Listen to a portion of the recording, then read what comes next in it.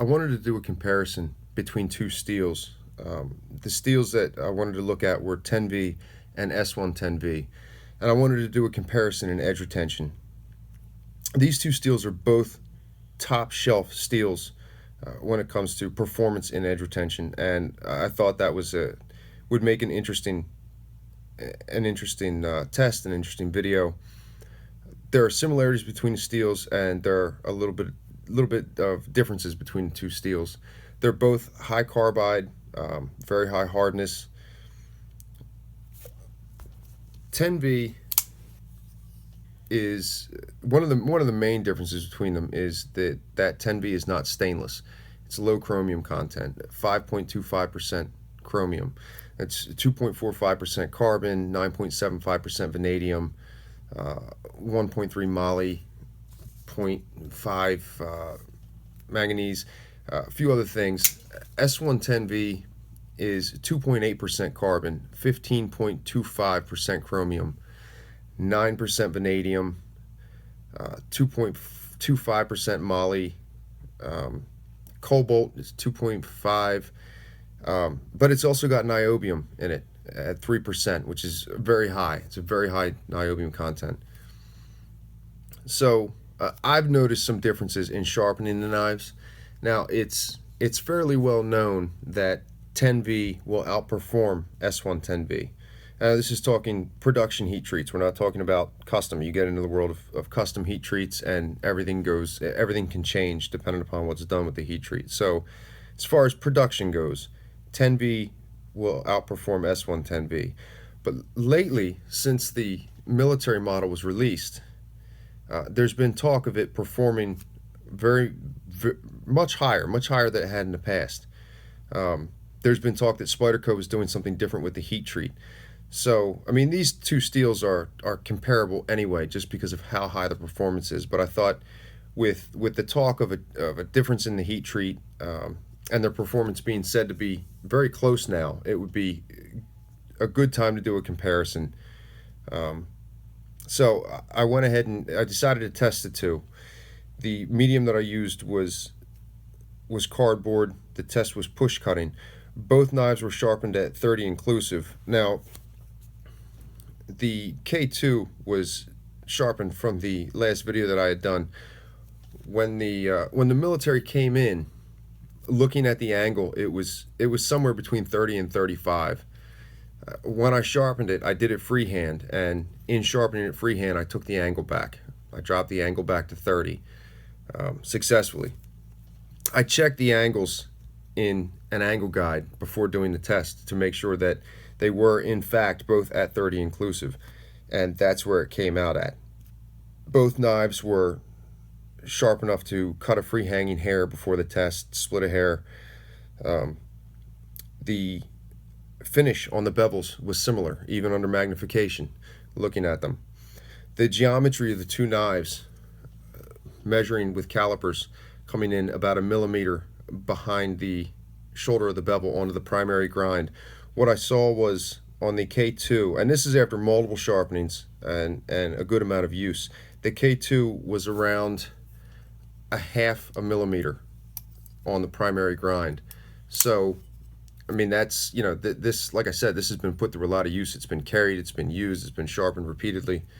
The military has been sharpened several times at the time of measurement, and it was at 0.6 millimeters, so slightly thicker, but you know, you're talking a tenth of a millimeter here, so it's not the whole world.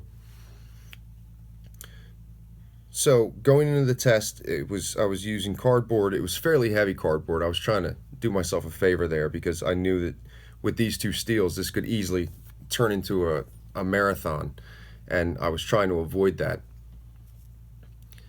It was 10-inch pieces, fairly heavy cardboard, push cutting, using a small amount of blade, about a 1-inch section, and moving through the test, I was keeping track of how the apexes looked under a light, looking for visual blunting, looking to see at what point they started to show deterioration of the apex and start to reflect light. And I found that they both started to show it around the same point in the test, although 110 S110V seemed to show it more. Now, this wasn't anything I could catch on camera. I tried to get pictures of it. It wasn't working. You couldn't see it on camera, but I could see it with my eyes in the room, you know, standing here with the knives. So I thought that it was worth mentioning. But it was a small difference. It was a small difference that was apparent. I continued on through the test, and in the end, S110V cut 1,240 inches of cardboard before it stopped shaving hair. And again, that's push cutting. You're talking about push cutting here. So a small section of blade, push cutting through. So I'm taking all the wear and putting it on one section of the knife. I mean, that's why I do push cutting. If I didn't, this would go on for between these two steels for way too long. Push cutting makes it all direct on one spot, and it's also something different. I mean, there are other testers out there. There's other data on the knives, and a lot of people do slicing and that kind of thing. So going into it, when I was starting, I figured push cutting would not only save me the hassle of time, but also it would be something different. So S110V, 1,240 inches of heavy cardboard before it stopped cutting hair. 10V cut 1,350 inches before it would stop shaving hair. Now, that's a lot. So 10V came out ahead slightly, 110 more inches. There's a lot of cutting. It was a 9% difference, and I was planning on doing multiple runs, but after the first run being over 2,500 inches of cardboard, I decided that I wasn't going to do more runs. And if under the argument that there's some variation in the results, or there could be, that if I was to do more runs and have more data points, there could be a variance in the results. Fine, that's fine. I'm not going to argue with that. Even if we say plus or minus 4 or 5%, that's fine. I'm willing to accept that. The two steels are so high in edge retention with this type of cutting that either one will suit your needs. It's not as if one is weak and one is strong. So I almost want to say that,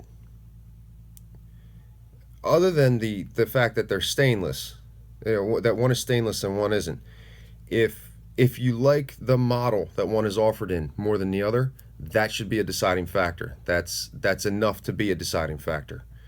The performance is so close that you're not gonna notice it in use. It's so close that a slight difference in edge angle could change, could sway it. Edge finish could sway it. The way you're cutting could sway which one lasts longer. I went out of my way to keep the type of cutting the same, the angle, the speed, the pressure, all that. I do my best to reduce variables, but in real life use, you're not going to notice a difference between these two steels. So that was that. I needed to resharpen both knives, and I wanted to discuss that as well. I really prefer 10V and the way that it sharpens over S110V. In my mind, 10V sharpened much quicker. I kept track of the times, not with a stopwatch, but just paying attention to the clock as I was going through the stones, and I found them both to take between 20 and 30 minutes on the stones, and that's going through each stone, apexing with each stone. So you're talking, with this, I use the DMT diafold sharpeners, starting with coarse, moving to fine, then extra fine, then extra fine, and then the Spyderco ultrafine ceramic bench stone. So 20 to 30 minutes moving through the stones, doing it carefully, making sure that I was apexing the knives all the way across the blade, the whole thing, doing it right, not missing any sections, not being sloppy with it.